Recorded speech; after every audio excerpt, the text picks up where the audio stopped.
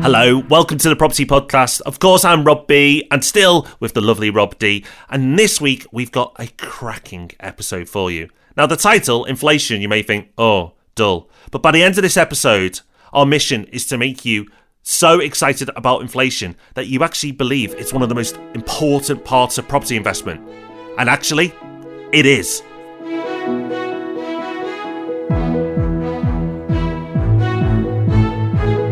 Yes, welcome to the Property Podcast, where every Thursday morning property investors come together to be informed and inspired. This is such an important episode. Whether you are new or experienced in property, this is a must listen.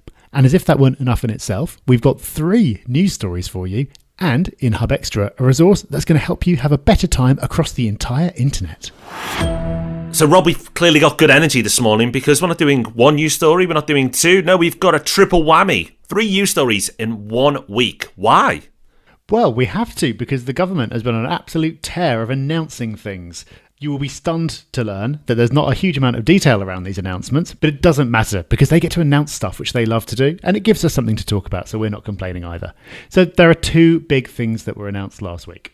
The first of those was that they have committed to introducing mandatory 5-yearly electrical safety checks. If this sounds a bit familiar, that's because this has been talked about as a possibility for years, for as long as I can remember, in fact. Gas safety has always been mandatory. Electrical safety checks, a good idea, of course. Many landlords do them anyway, but it's never been mandatory. So it kind of makes sense to bring it in. They're now saying they definitely will, but there is still no time frame on it. So it's going to happen, we just don't know when. So given how long the tenant fees ban took, I wouldn't expect that to happen anytime soon, but it is going to happen.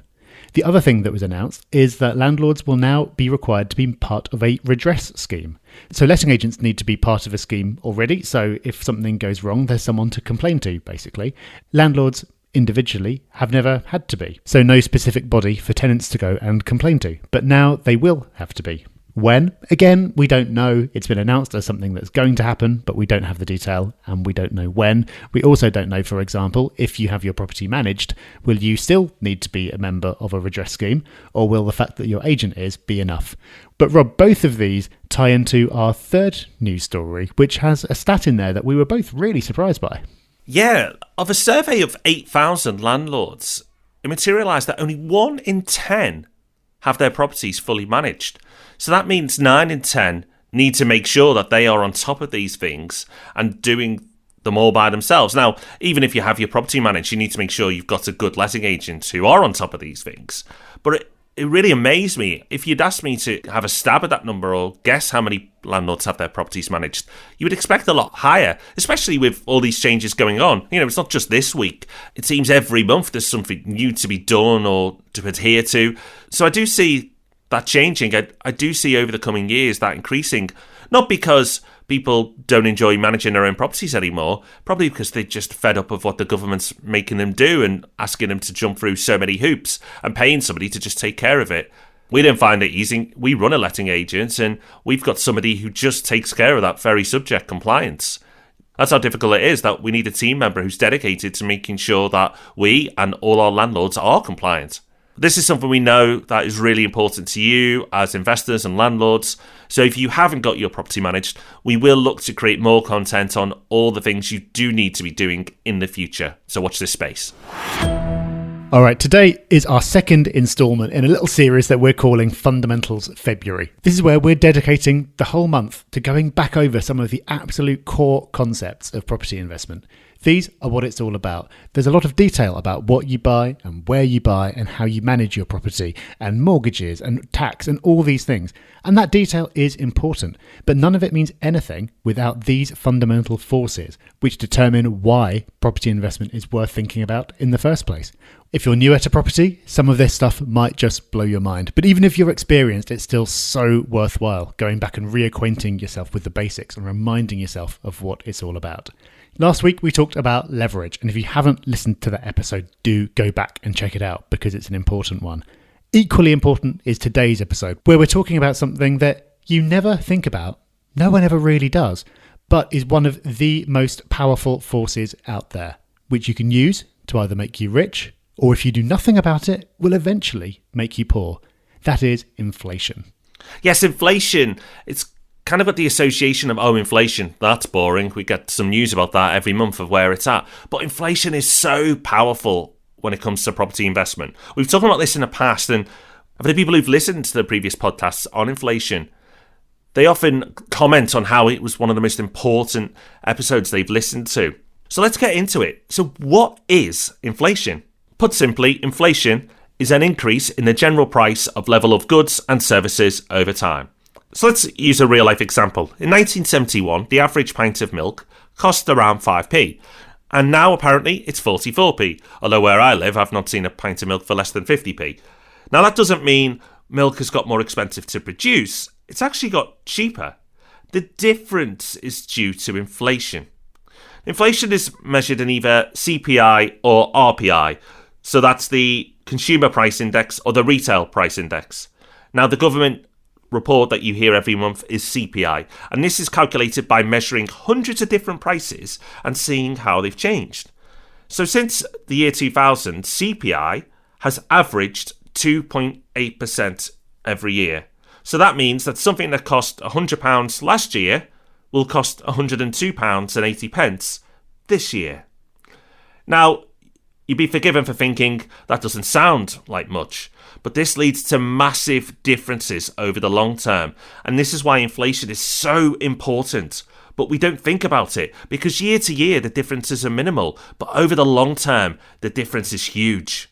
So why does inflation happen? We just accept it as a fact of life. You'll turn on the news and it'll say, inflation was this last month, and you just take it as read that there is inflation. But why? Why is it a thing?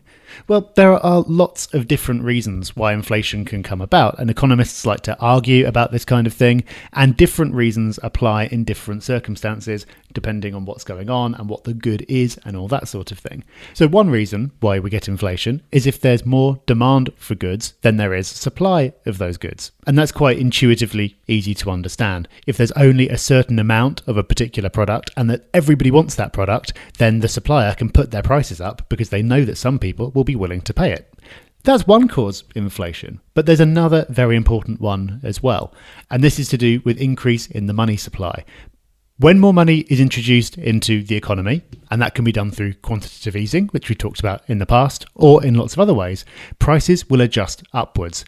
This is actually the same as a supply and demand reason, because it's to do with the supply of money, but it's caused by the entity who has control over the supply of money, and that is the government. That's because inflation is government policy. The government wants inflation. They don't want too much. You'll often hear about the problems in countries with massively high hyperinflation. And there have been periods in the UK in the past where inflation has been very high, and that hasn't been very pleasant. But they want mild inflation. In fact, they target inflation of 2% per year. The government has given Bank of England the task of manipulating monetary policy to keep inflation at around 2% a year. They don't want it to be too much higher, but they also don't want it to be lower. They like mild inflation because it's better than deflation. Deflation is something that governments find very scary, because the theory goes that if you expect prices to be lower next year than they are this year, then you'll defer your purchases.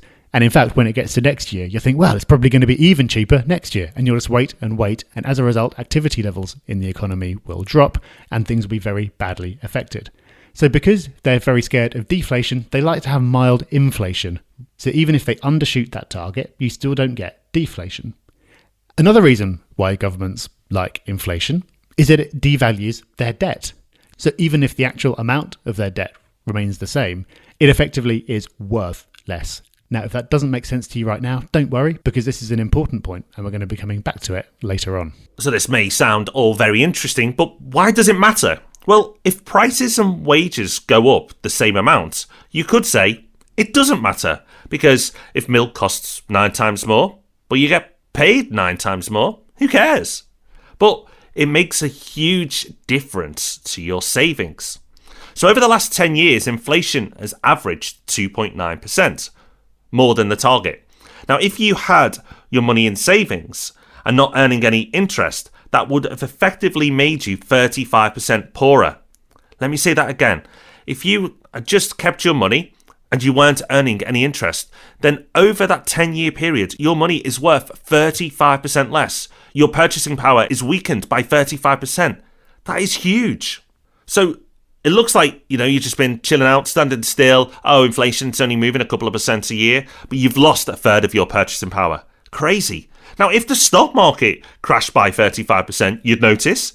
But inflation can do that to your wealth without you or anyone else noticing. And that's why it's so powerful. So what does this mean? Well, if you're living on a fixed income, inflation is bad news. Your money is buying less and less every year. And if you're a saver, inflation is really bad news because most savings accounts pay less than inflation. So you, by putting your money in a savings account, are probably getting poorer every single year. Unless you're beating that 2.9% average, you are getting poorer. Now, if you're an investor, you need to factor in inflation because you need to make 2 to 3% in a typical year to stand still. So if you make 5% on investment, that's a real return after inflation of 2 to 3%. Now remember, your return isn't just the income that you receive, it's also the capital growth. So you've got to look at the two combined, and that's your total return. You need to make sure your total return is above 3%. Otherwise, it's not actually a good investment. So far, inflation sounds like it's something that should be feared and we should, try our best to avoid. Well, here's the thing. For property investors, inflation can actually be your best friend and contribute to your wealth creation. Yeah, as a property investor, there are several ways in which you can win from inflation. Inflation's happening anyway. There's not a lot you can do about it unless you want to go and work for the Bank of England and convince them to do things differently. Inflation is going to happen. But as a property investor, you can benefit in several different ways. The first way just happens if you're a property investor. You don't have to do anything special. And this is because rents tend to rise in line with inflation. That's because rents, believe it or not, are not fixed by a greedy cartel of landlords. They're based on what people are willing to pay. And what people are willing to pay in rent tends to be a fixed proportion of their income. So if their income goes up in line with inflation, then so do rents. What that means is if you're making £500 in rent today, you'll probably be making the equivalent of £500 in 20 years. What that means is if you took that £500 today and spent it, or in 20 years, let's say the rent is £2,000, but you spent it, you'd actually be able to buy the same amount of stuff for that money. In other words, inflation won't eat into your rental return. It's not like that £500 that you're charging in rent today will remain the same every year and the buying power of that £500 will shrink. You'd expect over time to be able to put up the rent in line with inflation. So your income stream from property is immune from inflation. And that's a really big deal. That doesn't mean that will happen every year. There'll be times when rents might not be able to go up. There'll be times when you might decide not to put the rent up because you've got a really good tenant in there. But over the long term, you've got an inflation-proof income stream. So that's a built-in advantage of property when it comes to inflation. But there's more. By combining inflation with leverage, which we talked about last week, you can really, really win big as a result of inflation. Yeah, listen up because this is where it gets really exciting. Here's the good news. Your debt will be eroded by inflation. Yes, so if you borrow 100k and you don't pay any capital off, so you get an interest-only mortgage, you'll still owe £100,000 in 20 years' time. But because of inflation, that £100,000 will be worth less by then. So, for example, £100,000 debt you took out 20 years ago would be worth in real terms only £57,000 today. And if you waited another 10 years, well, it'd be worth less again, and it would probably be the equivalent of credit card debt. So you've paid none of the capital down, but in real terms, your debt is being eroded year after year. And that's amazing. Your debt has been halved in that example without paying it off. So 100k down to 57k, and you haven't paid a penny off. Inflation has done the job for you. And this is why governments like inflation and are very motivated to make sure it exists, because they benefit in the same way. The amount of government debt that we have has been well documented. It is huge. It is at some of the highest levels we've seen since the Second World War. Crazy high. And you could say unachievable to pay down. And yes, people who say that are probably correct. But that's why the government wants inflation, because even if they just maintain the debt, what it'll be worth in 10 or 20 years' time will be much less because inflation has eroded that debt. So for those savers out there, including those who campaign against low interest rates and they want to get their savings producing more income for them, really don't understand how the economy works. The government is always going to want inflation, as we've touched on. So therefore, you can be punished by being a saver, or you can be rewarded by being an investor with debt.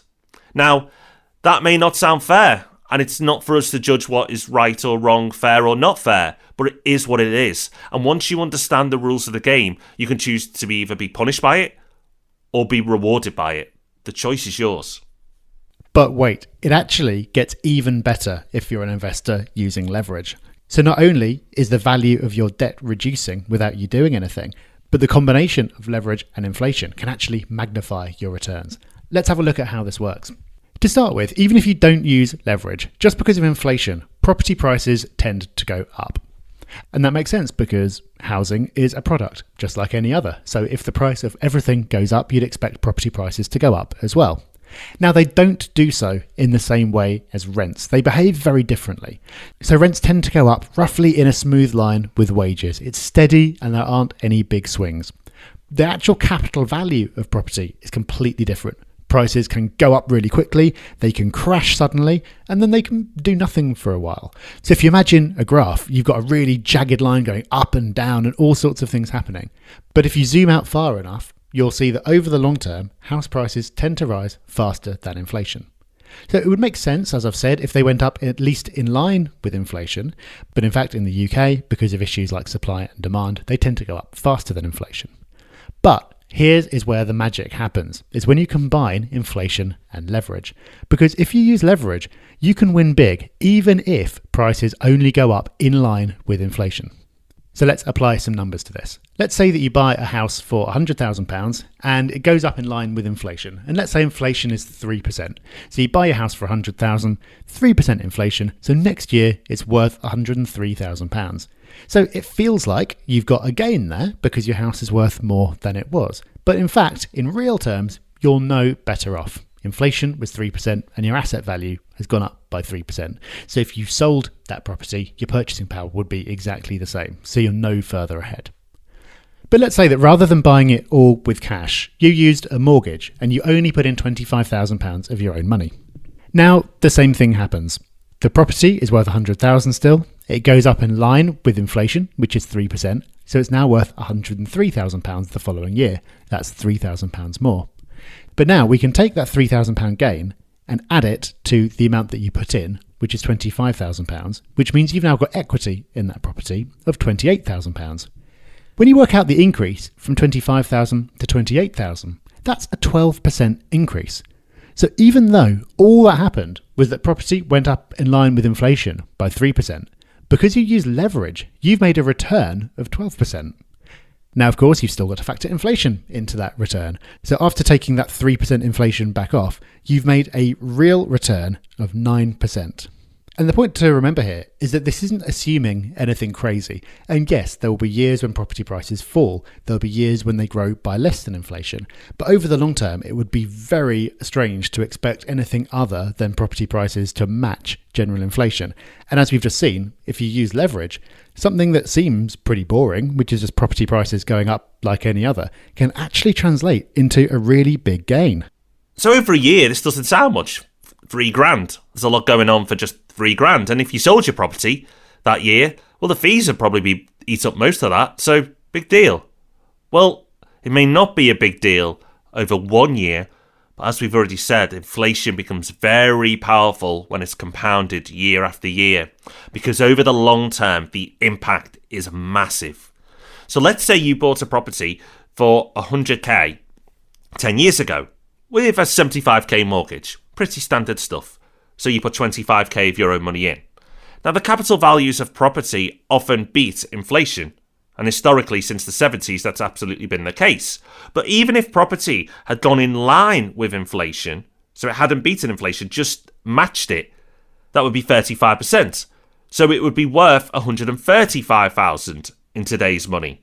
your equity would have gone from 25k to 60k. 140% increase. That's huge. And your debt of 75k in real terms would be worth only £48,750. So your debt's gone down and your equity has gone up, and you've earned an income through that entire period. And this is playing it super safe and saying property just being in line with inflation has done all this. But the long-term average shows us that property values beat inflation. So if you throw those numbers in as well, it just becomes bonkers. So playing on the safest assumptions, the numbers look marvellous. And then playing out actually what's happened over the last 30, 40 years, the numbers are quite insane. So here's the thing. Whether you like this or loathe it, inflation is a fact of life. Year after year, it's going to happen to you. And year after year, you're probably not even going to notice because it's just those small incremental changes. But over decades, it's such a powerful force that it could either completely destroy your wealth or supercharge it.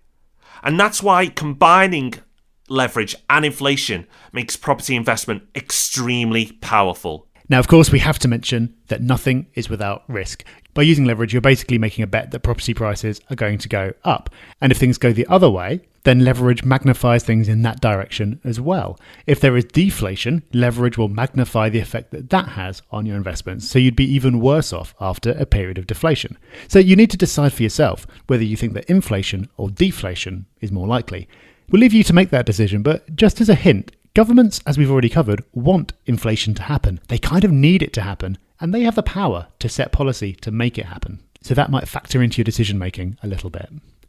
Now, there's been a lot of numbers in this podcast. There's been some really important foundational ideas, but there's also been lots of bits where we're reading out series of numbers. I know that's not the easiest to follow in audio form. So that's why we've got a course as part of Property Hub University that covers some of these same ideas. That course is called How Property Can Make You Rich in the Long Term. So if you go to propertyhub.net/university, you'll be able to take that course and really solidify these concepts. I strongly recommend you do.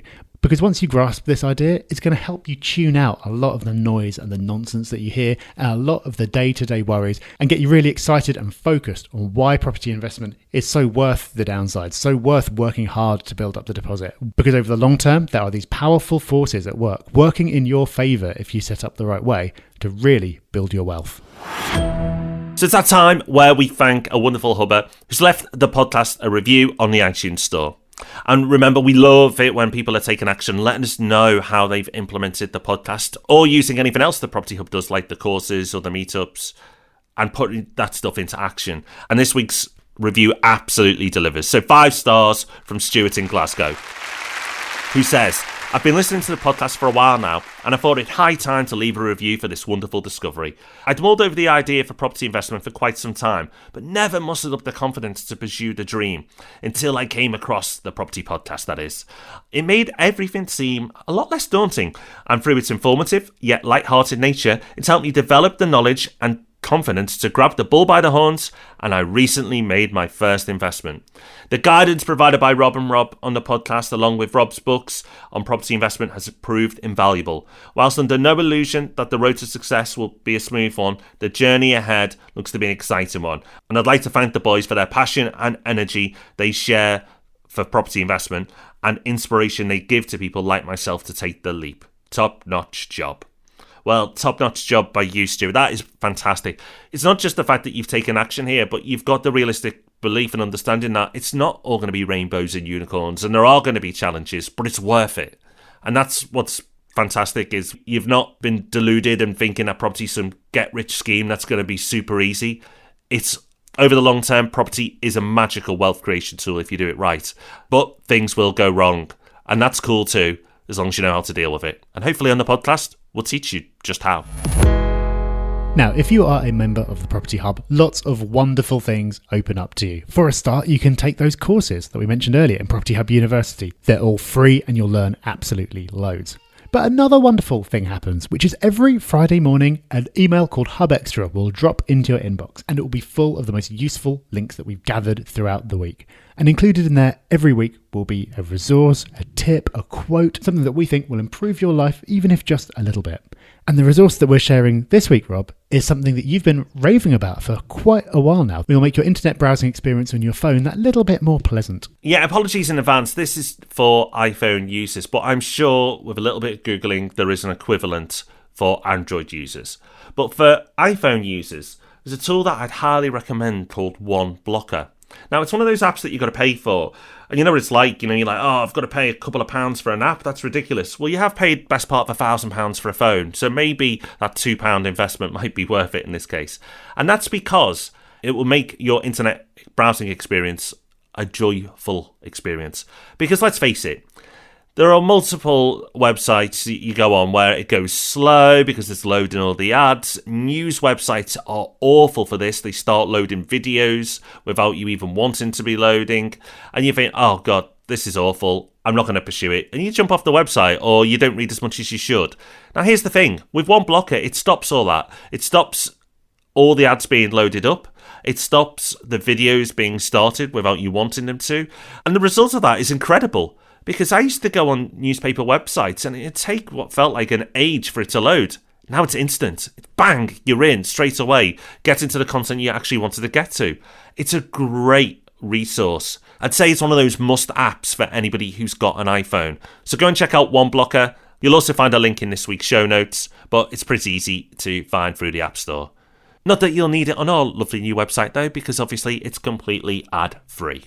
So that's us done for this week. Hope you've enjoyed this week's episode. Let us know what else you want us to cover. We're really enjoying Fundamentals February. We love getting stuck back into the basics, but we also want to know what you want us to cover on the show. So let us know on the socials. We are on Facebook, Twitter and Instagram as Property Hub UK.